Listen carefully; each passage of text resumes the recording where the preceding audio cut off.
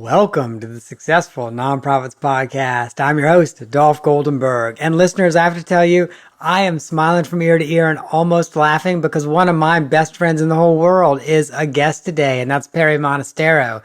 And I got to tell you a little bit about him, but before I do, let me kind of promo what we're talking about today. It is election season in America, and the winds of change are afoot. In fact, I have already given to support whoever is running against Senator Susan Collins in Maine. By the way, there's a great fundraising campaign for that. Literally, you give to whoever the Democratic candidate is that's going to be running against Collins. I've also contributed to the senatorial candidate of Teresa Tomlinson here in Georgia. She's running against an incumbent Republican. And let me say that if we can flip that, we can maybe flip the whole state. And we're also supporting a strong Democratic candidate, Lee Thompson, who's running for chair of the Gwinnett County Commission.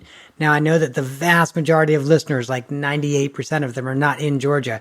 Gwinnett County is a large suburban county. Once again, we're on the verge of flipping Gwinnett County. If we can flip that, we can flip the whole state.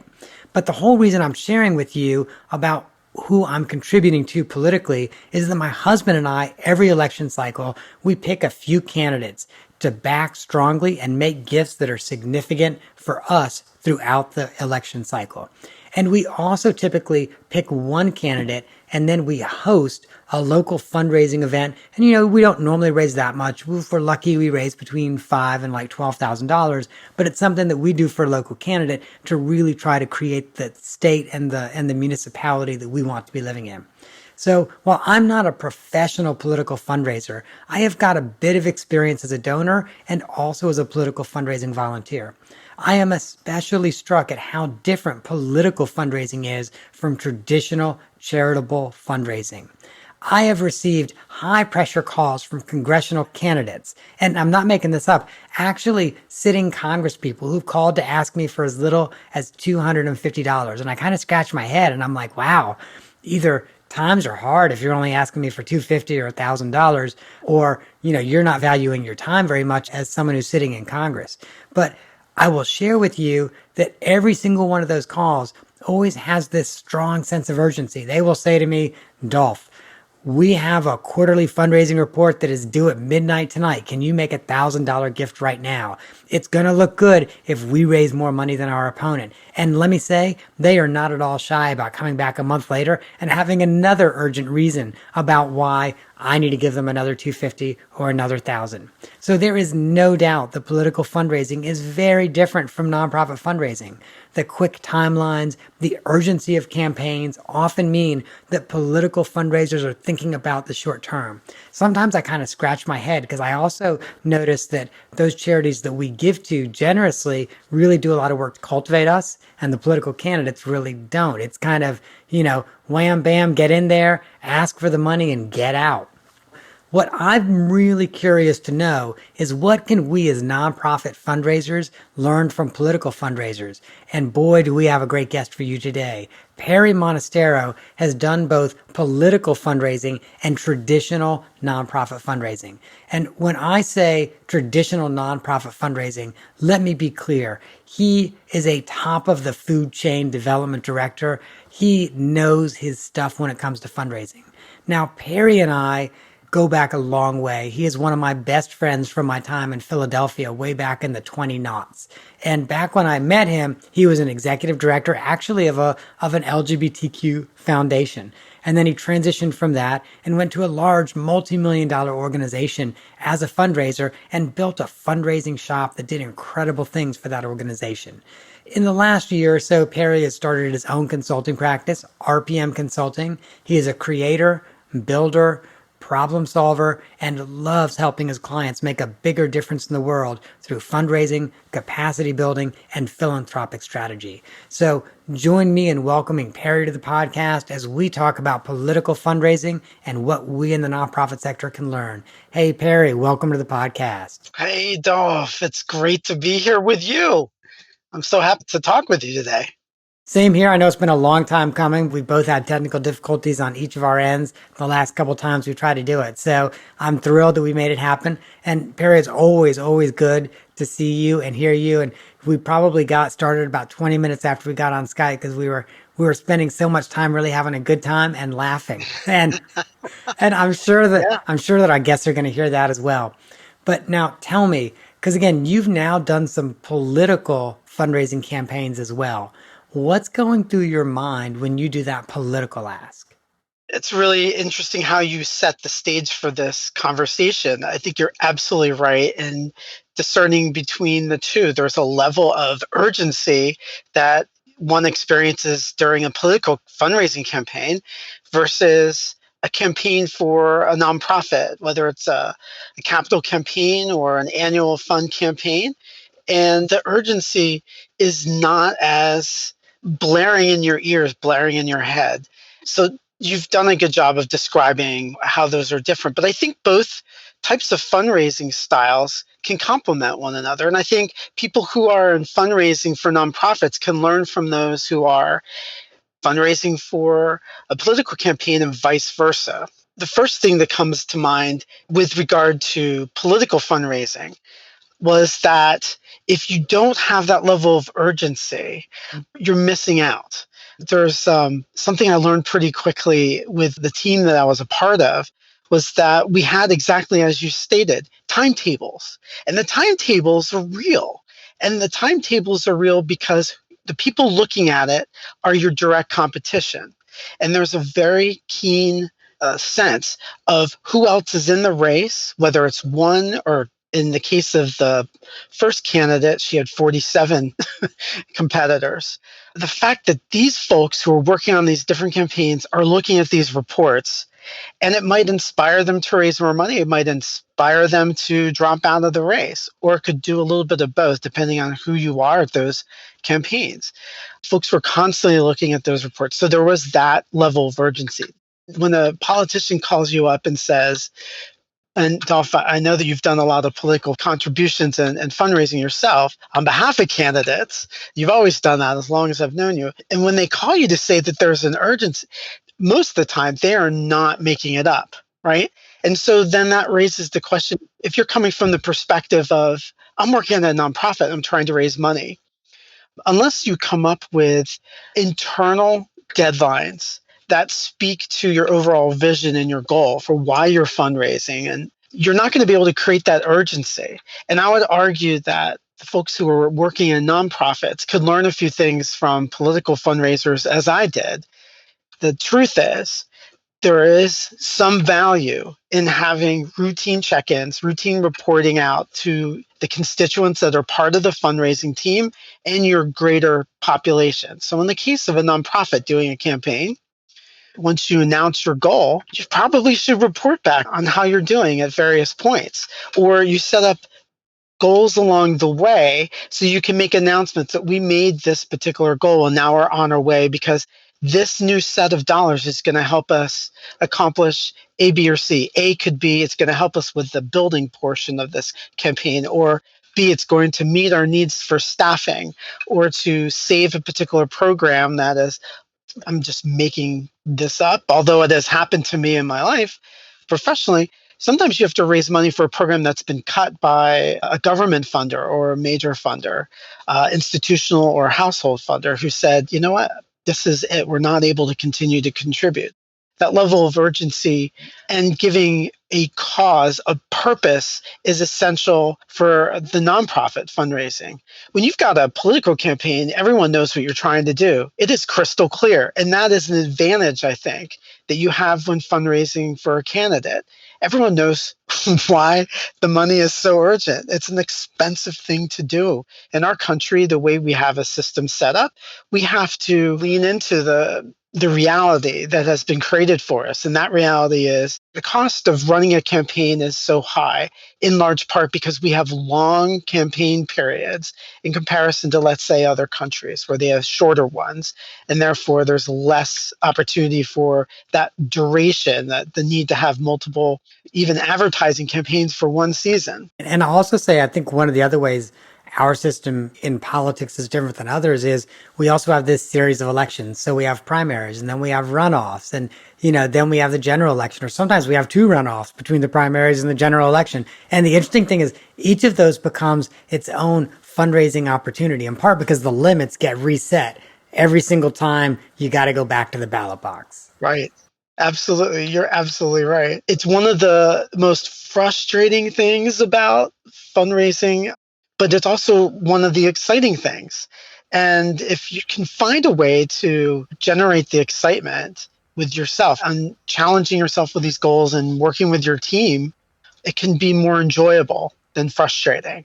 With the team fully in place and your campaign leadership engaged, you can, throughout the period, work to give people lists of donors that they can call and then check in with them regularly. And while I'm talking about this particular process, it's also a way to limit people's frustration. It's a way to keep them excited, is to know, like, okay, so here's a particular challenge I have. I need to call X number of people and within a particular time. And then you go back to them, you thank them, and thank the people who've been volunteering or being paid to make the calls. Usually it's volunteers.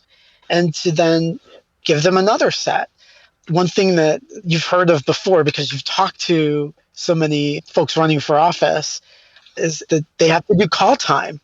What is call time, Dolph? What happens during call time? Well, so it's interesting. Here in Georgia, I know a former congressperson who they actually have an office building across the street from the Capitol, and everyone in Congress for each of the two parties, of course, they're, different suites, but every single person who's in Congress has to go sit in a cube and make their fundraising calls a certain number of hours a week. And we're not talking 3. We're typically talking, in the tens and the 20 hours a week of doing nothing but making your fundraising calls. I think some of our most successful politicians have been ones that set aside significant amounts of time. People that I know that have done the political fundraising much more than I say to me that if they're not giving 10 or 15 hours a week at minimum, they are not going to be competitive for when they encounter that race where it's either close or they have somebody that has raised a ton of money. It could mean the end of their term in office. And unfortunately, it's the system that we are in, and it is reality. Perry, before we go much further, let's try to jump back on the importance of urgency and some ways that nonprofits that are not doing political fundraising could use urgency. And so I know, for example, you said, maybe to say to some prospects, oh, we've got to turn our report in by Monday, which is why we need you to make the gift now.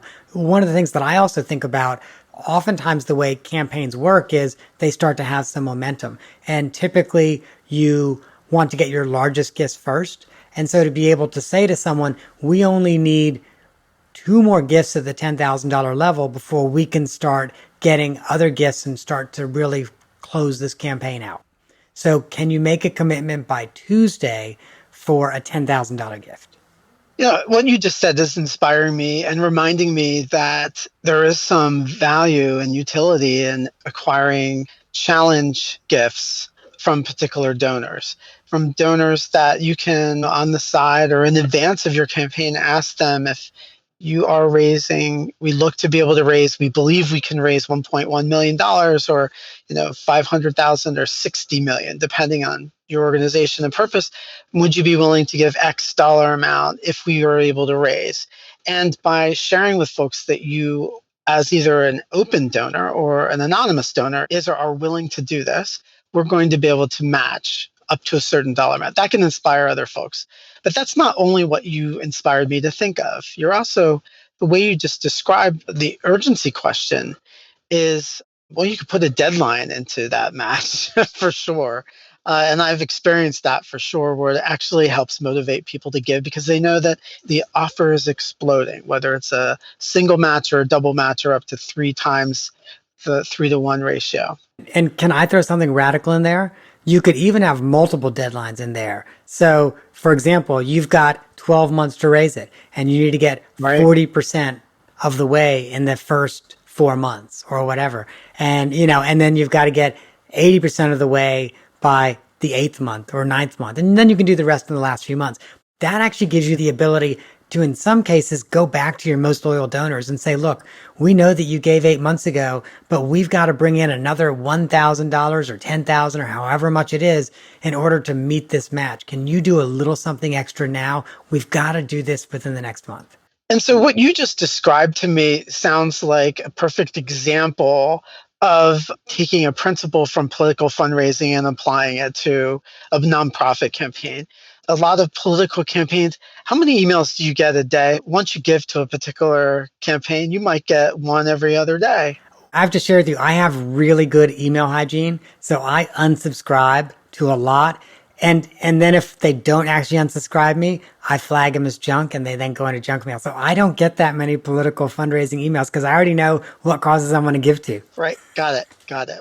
Some nonprofits don't take advantage of all of their tools, whether it's email, social media, advertising on their website, whether there's a pop up when you go to the website, and making phone calls. And of course, the way to create urgency if you're fundraising for a nonprofit is live conversation. The conversion ratio, and the more seasoned fundraisers know this, the conversion ratio of an ask to receiving a gift is much higher when you're having a conversation live or when you can see them in person, as you can imagine. Why? There's a respect that folks have for the in-person conversation. They get the importance and the urgency around it because you're taking time to directly speak with them, and gives them a chance to ask questions, to respond to you if you're talking about the campaign, and maybe offer their input. That's another way to get their buy-in. And let me also say they're relentless. And I love that they're relentless. And so, as an example, there's another, Georgia's in an unusual position. We currently have two Senate seats. So, both of our Senate seats are up for election this year because of a vacancy. So, Georgia's in a little bit of an unusual position. We have a lot of people running for Senate. So, as an example, there's one Senate candidate on the D side, of course, who will call and leave me a voicemail immediately. I mean, within moments, follow up. And by the way, leaves his personal cell phone number on my voicemail. Within moments, follows up with an email that's has my name in it. Always mentions my husband's name, Frank. Always, every single time. And then if I don't respond, 3 days later, I will get another voicemail and another email. I mean, truly relentless. And it's almost like they're not afraid that I'm going to get tired of hearing from them. I'm going to hear from them until they hear from me. Right, right. And, I'm going to share with you what I've heard from folks who are in nonprofit fundraising worlds where they bristle at that level of assertiveness. My caution to them is if you avoid following up with some folks, you're leaving money on the table. Someone said they're going to give to you. You have to finish the collection, actually. In some cases, people appreciate the follow up. How busy are we? We lose track of time. I mean, you might be meeting with somebody, and the next thing you know, you're picking your kid up from soccer practice, and you got to make dinner, and you forget that, oh, I made that pledge earlier, and it's due in a week, and you forget that it's 2 weeks later, and you didn't give. Right. But I'll also say, I also think that helps candidates get to know faster, which means they can strike you off the list and just know you're not a prospect and stop wasting time on you. In this one example, because we've not yet had our primaries in Georgia as we're recording this, we're supporting a different D candidate for the same race because, again, we've not had the primaries yet. And really, what I need to do, because the person actually called me earlier today, it's why I'm thinking about it, I need to send the person an email or call them and say, hey, we love you. We loved you when you ran for Congress. However, we're supporting this other person and, just wanted to make sure you know. And then I'm sure we'd get crossed off his list, at least until after the primaries. If he wins the primary, I'm sure we'll get put back on his list. That's a very good point. Very good point. Yes. I think so often in nonprofit fundraising, and let me say, and I love nonprofit fundraising, but I think so often we get so stuck in this, oh, well, I have to cultivate more, I have to cultivate more. And you can get 3 years in, 4 years in, and still not feel like you've cultivated enough to ask. There are times when folks can get stuck and they may not want to ask. That's where the sense of urgency is so essential. It's a part of fundraising. And that's why deadlines and reporting help you gauge what you're doing. One of the things that was much more apparent in the fundraising campaigns I've been a part of, not as much with the nonprofits, is that specific dollar amounts are openly discussed among large groups of people. So you're looking at somebody's name, and you're like, what could they do right now? What do you think they might be able to do over time? Does it make sense to ask them for the large gift early? Are they the type of folks, given their history, you need to start in with a certain range and then you build up because they don't give the largest gifts on the first try? we have these open conversations with folks that either know them or we get the data around them in the political campaigns. Whereas in the nonprofit campaigns, you get some volunteers together. You might have to do a little bit of training and conversation around just comfort level of talking about money and people that they may know. In some cases, maybe they're friends, just like it is in the political campaign world. And I think those conversations are helpful to get focused. You get a sense of not just urgency, but you get clarity. And you might get feedback that your ask was either sooner or later, you're going to figure out if your ask was either too high or too low, and if you missed the mark. You need to listen for that either during the conversation or afterward. And it doesn't hurt to go back and ask for a higher or lower dollar amount at another time. So I got two things on that, Perry. The first is one of the ways that I think political fundraising is really different is if you give over $250, it's public. But I also think that changes the culture of people's willingness to talk about it because it's automatically public. If you give $251 to a candidate, your name's on a report somewhere that anyone can find and anyone can see. But I agree with you. We need to figure out how to move the needle within our own volunteer corps so that they're comfortable around that. The other one, though, that I just have to reflect on, and gosh, I'd love to get your perspective on this, and I'd love it if you're like, Dolph, I kind of disagree with you, because then we can kind of hash it out here for listeners. I'm just saying, I'd love for you to be like, Dolph, kind of disagree with you. And you and I are good enough friends that I know we could hash it out, and neither of us would take it personally. Right, right. But I've really never felt like, within reason, I've never felt like you can ask someone for too much money. And the example that I always give is when I was in my early 20s, I was just out of school. I was making like $21,000 a year at Jewish Family and Career Services. And I lived almost next door to the High Museum of Art because at the time it was not in such a good neighborhood. It's not moved, but the neighborhood has changed. But if you knew where the High Museum of Art was 30 years ago, and if you went west of that, it was not a very good neighborhood. And so I lived, a couple blocks from there. And so I became a $500 donor to the High Museum of Art because of the access it gave me. So I literally was giving them about 5% of my income every year, gross income, because of the access it gave me. At $500, I got invitations to a few receptions a year. They always had a really cool avant-garde film series. I got free admission for me and 3 other people to a film almost every Friday night, et cetera, et cetera. So I kind of viewed it not just as my philanthropy, but also as my entertainment money. Honestly, I was like, okay, this is what I'm spending on entertainment this year. But so somehow in the High Museum's database, I came up as, well, clearly, if you're in your early 20s and you're given $500 a year, you must have a much, much higher capacity than that. And so they were starting to do a capital campaign, and someone actually called me up and invited me to coffee, and I was young and stupid and didn't know why, honestly. And I'm like, sure, I don't know anything about you, but I'm interested to learn what you're planning on building at the High. So so I met the person for a coffee at the High coffee shop, which, by the way, my membership got me in there for free and got me a free cup of coffee. So I met with the person, and they asked me for and not even that much, all things considered. They asked me for like 5,000 or 10,000 or something like that. But when you're making low 20s a year, 5,000 is a big chunk of change. And so when he asked me if I would consider a gift of $5,000, I was not offended at all. I actually remember being flattered, thinking that he thought I could make a gift of $5,000. And, and I've never been that shy of talking about money. So I actually probably laughed and was like, I need to tell you, I make $21,000 a year. And I can't do 5. But I said to this guy, but I'm not planning on doing anything extra. I could do 750. And I know he probably walked away disappointed, but my gift for the year went up by 50% and I wasn't offended. That whole story is so amusing to me for so many levels, especially since I know you so well. And I'm sure you appreciated that they were looking to get to know you better and to cultivate you. And so I think that person who was talking with you should have felt, or at least I would have felt, it was a success. I got a larger gift from a donor, a young donor, and a larger commitment among someone who just told me that this is 5 or more percent of my salary. So, to your point though, that could you offend somebody by asking for too much? I have offended people for asking for too much. So no, hold on. I need a story. You can't just tell me that, Perry. I need a story. I can't because it might be listening right now. Anonymize it. Take it to another city. senior call, you've lived in New York and in Central Florida, so take it to another city. I got to have a story. You cannot just say to me you offended someone without putting some proof behind that pudding.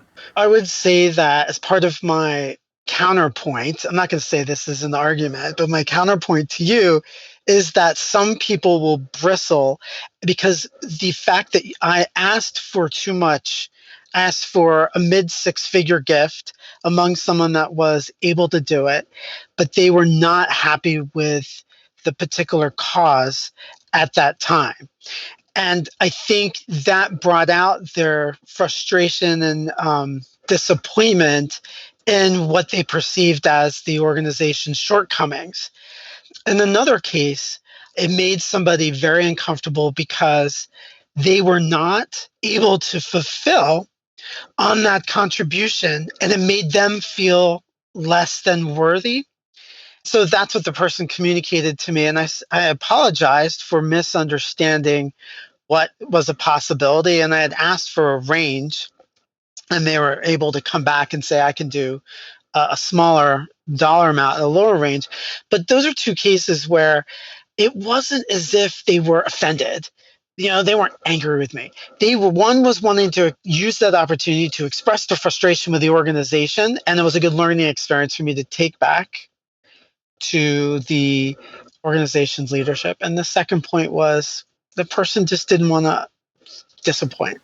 And so I hear you. And admittedly, it's funny. I've never thought about it this way, but I also think maybe the high set their volunteer up to fail and probably left a bad taste in the volunteer's mouth. Is like, wow, I met with this kid who, couldn't really do anything and I was set up to fail. So, okay, I hear you. I see the point. I see the point. While people may not be offended, it might not be a good idea to do that. Sorry, Perry and I are passing notes to each other by the audio, and literally I'm doing it on 3x5 cards. He's doing it on paper. Man, I miss you, Perry. I miss you being just down the street from me. Likewise, likewise. So the other thing we probably need to move to the off the map question in just a second. But the other thing that I kind of wanted to ask you about around political fundraising. And so I know we've talked about the shorter cultivation timeline. We've talked about the sense of urgency. But the other thing that I notice is there's also not the same level of follow-up. And I'm a huge fan of acknowledgement and follow-up for nonprofits, but there's often not the same level of follow-up for political campaigns. So what I think I'm hearing from your question is that there's not this stewardship that takes place at nonprofits. In comparison, the political fundraising is not a short-term relationship. It's very transactional in nature. And so it's like, where are you in the moment? And while you might get a very personalized request, as you have with the political candidates that you support, they're very in tune to who you are. And yet, it doesn't feel they have those skill sets. A lot of folks involved in the political fundraising are not thinking, well, I'm going to develop these long-term relationships. So many of the folks that I'm familiar with, they end up getting hired from one campaign to the next. They often move around from state to state. And so they don't have that opportunity to see longitudinally what happens when you're able to be in one place for a period of time. And then you need to see that person again, and you see that person multiple times a year. And so I guess, yeah, I could see the distinction between the two in that way. If you are a political fundraiser and you get invited to participate in a campaign and another campaign, as in the state reps, they need to run again every 2 years. The federal reps need to run every 2 years. So if you get to stick with a particular candidate, then you have that opportunity to do that stewardship and increase the dollars much more easily. And it won't feel like transactional in that case. So maybe that's something that political fundraisers could learn from us in the nonprofit sector. Hey, show a little more gratitude, a little more thanks. And it might be easier. We might not dodge your voicemails twice before we call you back. I have to say that I think I could keep learning from people in the political world, but then there are also things I would like to share with folks who are political fundraisers. It's a privilege to be in this field because we keep learning. Right, absolutely. So, Perry, I'm going to transition us over to the off the map question. I have known you for almost 20 years, and I have learned something about you that I have never known about you, never heard about you. And that is that you also study insects. Now, how does someone like you, with a doctorate degree in education, get started with a hobby of insects? Dr. Andy Bednarik was not only my science teacher, he was my Boy Scout leader in high school. And he would take us on these trips.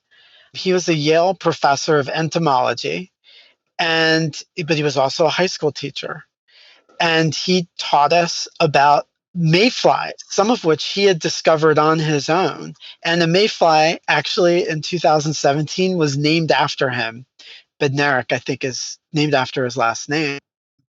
And what we would do is we'd go camping, and then we'd go in the streams and the marshes and find the mayflies or the other types of insects. And then we'd have to put them into containers and identify them. And we learned a lot about how those particular insects were, this is back in the 80s, he was talking to us about climate change, are arbiters of what could happen. So you watch particular insects and how over time, do they increase? Do they stay the same? Do they start to dwindle? And it could be a reflection of the environment, whether it's pollution, excess sun, not enough rain. And so I gained an appreciation for climate change and the environment through the study of insects. And I love insects. I once had the hissing beetles, Madagascar hissing cockroaches as well, and had them as pets for a period of time. And then I turned them over to a zoo because they made so many babies. And then next thing you know, I had literally 100 and some. So hold on, were you a youth at that time, or were you an adult? I was a youth at that time, and I had just a handful of these hissing cockroaches for a work project and did not anticipate that they would be reproducing. And when they did, that's when we figured out where we could take them. It's been so long, Dolph, that was the 80s. I don't remember where I took them. So I'm going to start saying breed like Madagascar cockroaches instead of breed like bunnies. Wow. Okay, good to know. So listeners, the takeaway, if you're at home and you want Madagascar cockroaches, only get one, because if you get two, you could end up with a lot of them. So that apparently is the moral of the story. Perry, honestly, I did not know this about you. I did not know that once upon a time you were a Madagascar cockroach farmer. Wow. That is super cool. I am so glad that I had this opportunity to chat with you today. It's been great to see and speak with you, Dolph. It's been a pleasure. So if you are interested in learning more about the type of work Perry does and the services offered by RPM Consulting, make sure you check out their website at rpmconsulting.group. That is rpmconsulting.group. Perry has also decided to offer our listeners a 1-hour complimentary assessment of your COVID-19 fundraising strategy. And if there was ever a time for urgency in your fundraising, it is probably when you're thinking about your COVID-19 fundraising strategy. So make sure that you reach out to him and do that. And let me also share with you that Perry will be releasing in July a study on organizational adaptation and resilience during COVID-19. I'm sure he's probably using some of the tools and techniques he learned when he was a doctoral student at the University of Pennsylvania, and I know I cannot wait to read that report. Hey, Perry, thank you so much for joining us on the podcast today. Thank you, Dolph. Really enjoyed every moment of this call and to reconnect with you. And it's been a pleasure to be on this call with you and to reach your listeners. If you were just busy Googling the web to see how you could get 2 Madagascar cockroaches and start your own Madagascar cockroach farm, and so you did not write down Perry's URL, which is a pretty simple URL, rpmconsulting.group, don't worry about it. You can always go to successfulnonprofits.com, where we have got all of Perry's information, his LinkedIn profile, his website, everything you might need to know. Of course, as you know, we've got our transcript there. We've got some other great goodies for you at successfulnonprofits.com. And if you like today's show, please take a moment to review us on your streaming app of choice. Kay Morrison left us this great review of the podcast on Stitcher. I love listening to this podcast while doing the boring office work of filing. I'm always taking notes and bookmarking the links. There is such invaluable information shared. Please keep up the great work. Thank you for the review, Kay Morrison. You have helped others find the podcast, and let me also say you made my day when I read the review. So thank you so much. That is our show for this week. I hope you have gained some insight to help your nonprofit thrive in a competitive environment. I am not an accountant or attorney, and neither I nor the Goldenberg Group provide tax, legal, or accounting advice. This material has been provided for informational purposes only, is not intended to provide, and should not be relied on for tax, legal, or accounting advice. Always consult a qualified, licensed professional about such matters.